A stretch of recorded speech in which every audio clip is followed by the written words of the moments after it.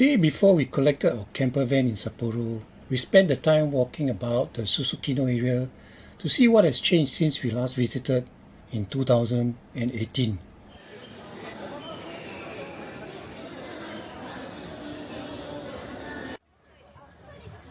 Hokkaido is more particular than other parts of Japan about trash. They take this very seriously. This is in Odori Park.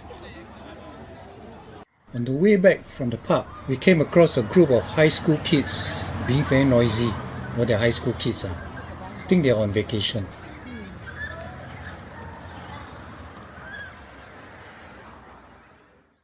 The company we rented our Mazda Bongo from generously picked us up from Sapporo Station and drove us to where the campervan was parked. He spoke English and then Mandarin subsequently. The handover was smooth, taking about 15 minutes. During this time, he answered our questions completely, leaving us a little bit more confident than before we started this quest. There were 3 of us, and we brought on board 3 large luggages. This Mazda Bongo is an older model which houses the air conditioning condenser at the back of the van.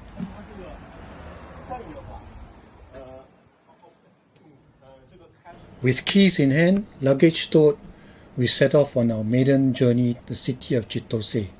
Here we found a really striking Muji store and stocked up on some goodies for the trip.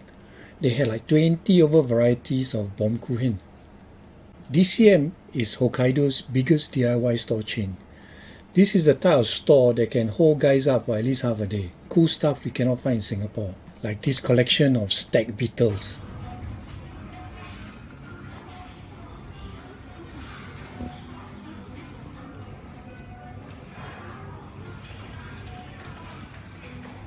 Japanese teapots. I even managed to find a cool Jackery power module, and yes, you can bring it on the plane. Next store is Daiichi to pick up all the food we intended to cook, including disposable ware, garbage bags, wet tissues. And before we set off, we had lunch at an old favorite, Komeda's Coffee. If you've never ever visited one before, you should. After a short drive, we reached Lake Utonai, accessed via Michinoeki, the name used for roadside stop. These stops have car parks that can take usually about 50 to 80 cars. They usually have toilets and a selection of local produce and products of the region. After the lake, we reached our campsite where we will be spending the night at. We stopped here to do the check-in, all passports required for accountability, and then we drove off to our designated spot, which had the most important part of our night stay. Later I share more. More importantly though, we needed our evening shower and soak. Next to the campsite was a public onsen. This onsen had an in-house cafeteria with hot cooked food and vending machines. Entrance is about 600 to 800 yen per adult. Walking back to our van, we came across some deer having dinner. And this is what was crucial for our night stay in the campsite. Power supply. Pay a small fee to have this access, charge per day. With this, you can use the standalone aircon, microwave, fridge, and charge all your devices. But then you say, the weather's so cooling, why do you need aircon at night? Well, you need aircon because you need to close the windows at night so that the bears don't peek at you when you sleep. This is the standalone toilet. At night, you have to walk in complete darkness to get here and back. Next to this is the garbage disposal, where you get rid of your refuse. Please bring torchlight. Next morning, we go for a walk in the camp surrounds. Although nice, green, but it's still curated, so not really outback, but good for first-time campers. Temperature at night was about 12 degrees Celsius. Now in the morning is about 20. They have all kinds of arrangements. Campervan lot with power and clean water like ours. Chalets you can just park your car next to, or even a nice big space to park your vehicle, pitch tent, pitch veranda, set up barbecue, cook to your heart's content. But we didn't cook outside because we were thinking, what if we have to share food with the bear? So we set off after a simple breakfast and made our way to what I thought would be a great lunch spot. The queue super long, must be good, right? But in the end, this place got no sitting one. Just buy seafood and go. See? Seafood no eat food. Getting hungry now, have to go and find lunch. We reached our intended camping spot for the second night and gobbled down some of the food we bought from Daiichi supermarket. Japan market is really the best. We parked at a spot in front of Lake Toya. It's not an official car park, so some measure of uncertainty. It is windy, very nice spot to chill, but we need to catch a ferry to Nakajima Island. Yes, the one you see in the middle of Lake Toya. By the way, the swan you see on the water is their indigenous super swan, unique to this region. Ferry takes about 15 to 20 minutes to get to Nakajima, I think. I forget already.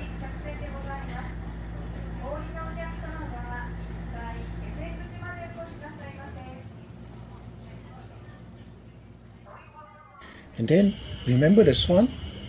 When they reach the island, right, they become small again. It's a very strange phenomenon. Here, they really preserve nature. Even the snakes, they don't let you touch. Free to roam. I think this one will bite. This park is mostly protected, so it is fenced up. Before you go in, you must register the number of people in your party, just in case the bear eat you up.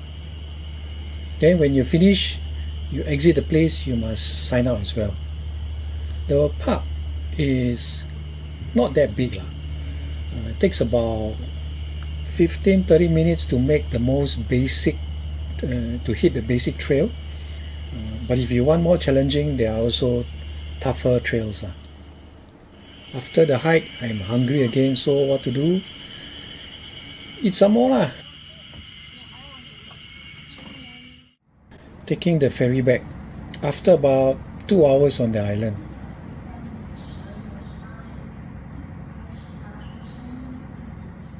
Along the coast, we walk, play with dandelions, and then they make funny frames for Mount Yotei, and then see things like water fountain, go and play with the water a bit, then visit Seikomat for some goodies, buy myself the Seikomat t-shirt, that kind of thing. Evening is quite nice. There is a standalone toilet at this parking area, but the men's wash basin water pressure really cannot make it. So I had to sneak into the handicapped toilet to wash up instead. And since it is evening, we need to do something important. Do you remember what it is? This onsen is next to the parking area, part of our hotel, about 800 yen I think. 3 levels of onsen. The baby type, the brave type, and then the Superman type, super hot. My timing as usual, perfect. Why? Because nobody. Actually, it's because we purposely visit during dinner time. We quite shy one. Now, the reason we didn't stay at a campsite for Lake Toya. Fireworks, daily at 8:45 p.m.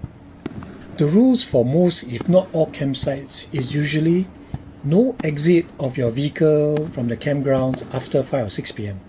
This is to minimize noise and disruption to the peace and quiet of the campsite and its residents. I suppose that's fair, but we want to see fireworks, so how? So we camp here instead of? Compromise is that we have no electricity. If you ask me, I feel it is worth it just to see the fireworks.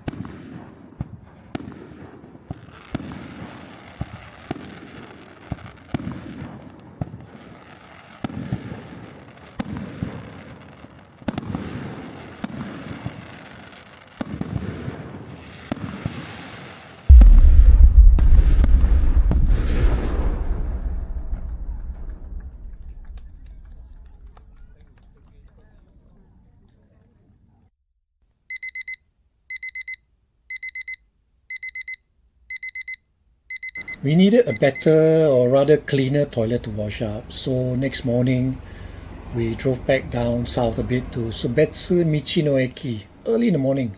The store isn't open yet, so early, but there are already a few vehicles that look like they might have stayed overnight in this car park. This sign in front of the store says no camping. I think that means no pitching of tents outside your vehicle. So you are discouraged from leaving your rubbish and all those kind of things. We have yet to meet another tourist group or individual in these campervans. They are mostly locals, singles or couples, usually in their 50s or older. The next highlight, all you can pick and eat strawberry farm. This is the first farm to open its doors this season, which also explains why the strawberries are so small. But the locals here arrive very early. You register, you pay per person, and you're given the next available time slot. Once the slot is open, you go as a group of about 50 people. I lost count how many strawberries I ate. Strawberries. I think these are the nicest, the weirdest shaped ones.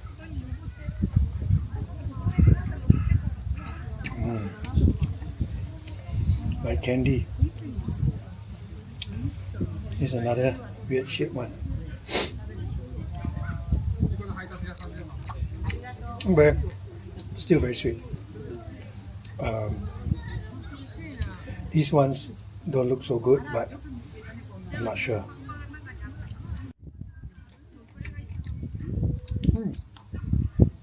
Quite nice, got a little bit citrusy taste.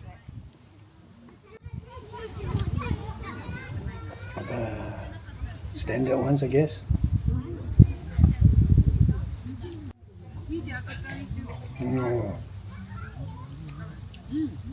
Very nice.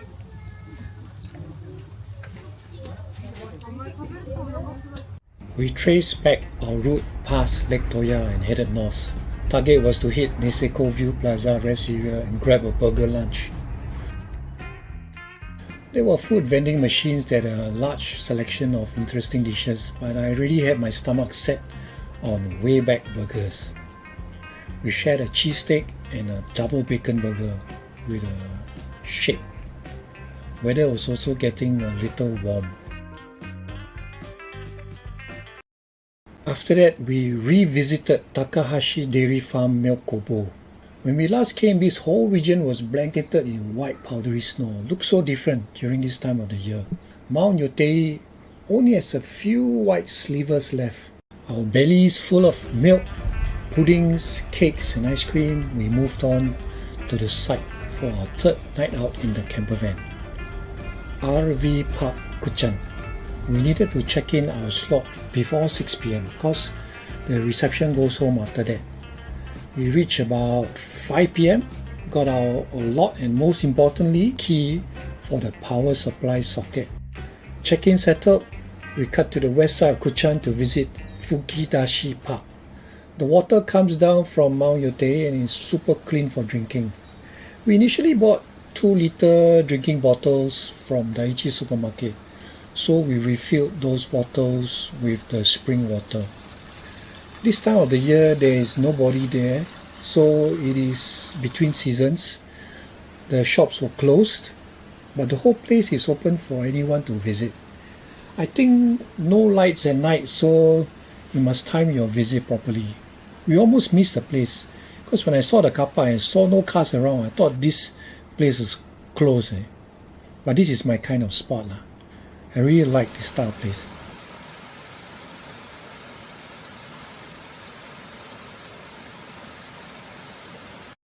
The onsen we visited for the third day is a little different. It is housed within the community center. It's called Kyogoku Hot Springs and Community Center. It was crowded and it felt like half the town was there for their bath. The men's onsen had so many mini little men running all over the place, screaming and laughing, splashing water everywhere. I think it's really a family thing down here. Different. We can see Mount Yotei clearly from this spot. There were 3 other campervans nearby, all Japanese folk. It bumped into them on and off at the wash area. The wash area has coin-based time-allocated shower rooms, laundry machines, large sinks, microwave, boiler, all free to use. Garbage disposal is strict and under lock, Wastewater needs to be disposed in the sewage manhole channel, not in the sink. We slept pretty well. The next morning, before we set off, we took a family photo. The Japanese man from the opposite camper came over and offered to take our family photo for us. Super nice. I got some snacks from our stash and went over to pass them to him to thank him. And then he came back with some postcards of Niseko. Ayo, people here so friendly.